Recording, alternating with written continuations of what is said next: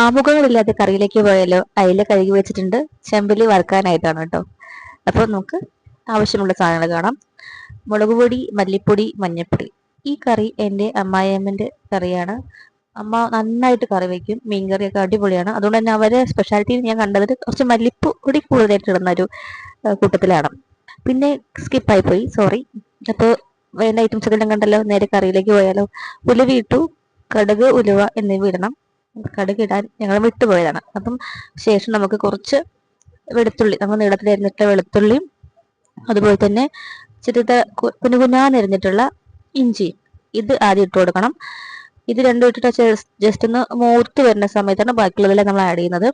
അപ്പം ആദ്യം നമ്മൾ ഉലുവ ഇട്ടു, വെളുത്തുള്ളി ഇട്ടു, ഇഞ്ചി ഇട്ടു. ശേഷം വിടുന്ന സാധനങ്ങളൊക്കെ എൻ്റെ വീഡിയോയിൽ നിന്ന് ഡിലേറ്റ് ആയി പോയി, സോറി കേട്ടോ. അപ്പം അതിനുശേഷം നമ്മൾ ഇടുന്നത് സവോള, പച്ചമുളക്, വേറെ ഒന്നുമില്ല, വലിയ കാര്യമായിട്ടൊന്നുമില്ല. അപ്പോൾ ഇത്രയും ഐറ്റംസ് ഇട്ടിട്ട് ജസ്റ്റ് ഒന്ന് മൂപ്പിച്ചെടുക്കുമ്പോൾ നമുക്ക് കുറച്ച് കറിവേപ്പിലയും ഇട്ട് കൊടുക്കാം. കറിവേപ്പില ഇട്ട് കൊടുത്തിട്ട് നന്നായിട്ട് ഇളക്കാം. ഞാൻ കണ്ടതിൽ വീട്ടിൽ കറിവേപ്പില ഉള്ളവർ കൂടുതലായിട്ട് കറിവേപ്പില ഇടല്ലേ. അപ്പോൾ സോറി, ഈ മല്ലിപ്പൊടി ഇട്ടിട്ടുണ്ട്, തക്കാളി ഇട്ടിട്ടുണ്ട്. ഇത് രണ്ടും കൂടി ഇട്ടിട്ട് നന്നായിട്ടൊന്ന് മൂപ്പിച്ചെടുക്കണം. ഇതിന് ശേഷം ഓരോ പൊടികളായിട്ടാണ് നമ്മൾ ആഡ് ചെയ്യുന്നത്. അപ്പം തക്കാളി നീളത്തിൽ അരിഞ്ഞിട്ടുള്ളതാണ് കേട്ടോ. ഇപ്പോൾ ഒരു തക്കാളിക്ക് എടുത്തിട്ടുള്ളൂ തോന്നും. അപ്പോൾ അത്രയും എടുത്തിട്ട് നന്നായിട്ടൊന്ന് ഇളക്കി കൊടുക്കുക.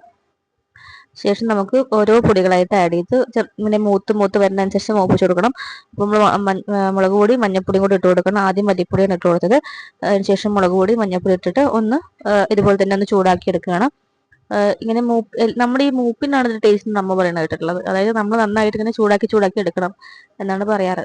ചെറുതായിട്ട് ഞാൻ ചൂടാക്കി വിട്ടുപോയി കഴിഞ്ഞാൽ ടേസ്റ്റ് വ്യത്യാസമാവും എന്ന് പറയുന്നിട്ടുണ്ട്. അപ്പോൾ നന്നായിട്ട് അതുപോലെ ചൂടാക്കി മൂപ്പിച്ചെടുക്കുക എന്നതാണ്. അപ്പോൾ സവാള ഇട്ടു, പച്ചമുളക് ഇട്ടു, തക്കാളി ഇട്ടു. ശേഷം ഓരോ പൊടികളായിട്ട് നമ്മൾ ആഡ് ചെയ്തിട്ട് നന്നായിട്ട് ചൂടാക്കി എടുക്കുകയാണ്. അതിനുശേഷമാണ് നമ്മൾ കുറച്ച് വെള്ളം ഒഴിച്ചിട്ട് ഒന്ന് കുറുക്കും. കുറച്ച് വെള്ളം ഒഴിച്ച ശേഷം അതിലേക്ക് നമ്മൾ പുളിവെള്ളമാണ് ആഡ് ചെയ്യുന്നത്.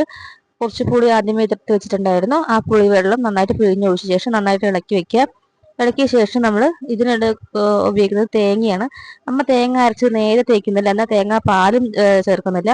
പകരം ഇങ്ങനെ പിഴിഞ്ഞിട്ട് അപ്പം ഇങ്ങനെ ജസ്റ്റ് പിഴിഞ്ഞിട്ട് രണ്ടും കൂടിയിട്ടുള്ള ഇതാണെന്ന് തോന്നുന്നു. ഇല്ല, പാലായിട്ട് എടുക്കുന്നില്ല, എന്നാൽ തേങ്ങ മുളേൻ്റെ ഒഴിക്കാൻ ജസ്റ്റ് പാല് ഇങ്ങനെ പിഴിഞ്ഞെടുക്കുക ചെയ്യുന്നത്. അതൊന്ന് തിളച്ച് വരാറാവുമ്പോഴേക്കും നമ്മൾ മീനിട്ട് കൊടുക്കണം. മീനിട്ട് കൊടുത്ത് നമ്മൾ നല്ല ടേസ്റ്റാണ് കേട്ടോ ഈ കറി. അപ്പം എന്തായാലും നന്നായി തിളച്ച് വരുന്ന സമയത്ത് കുറച്ച് കറിവേപ്പിലയും കൂടി ഇട്ട് കൊടുക്കണം. ഇത്രയേ ഉള്ളൂ പണി. എളുപ്പത്തിലൊരു മീൻകറി അല്ലേ. അപ്പോൾ എല്ലാവരും ഉണ്ടാക്കി നോക്കുക, അഭിപ്രായം പറയുക. Tata, bye bye, see U.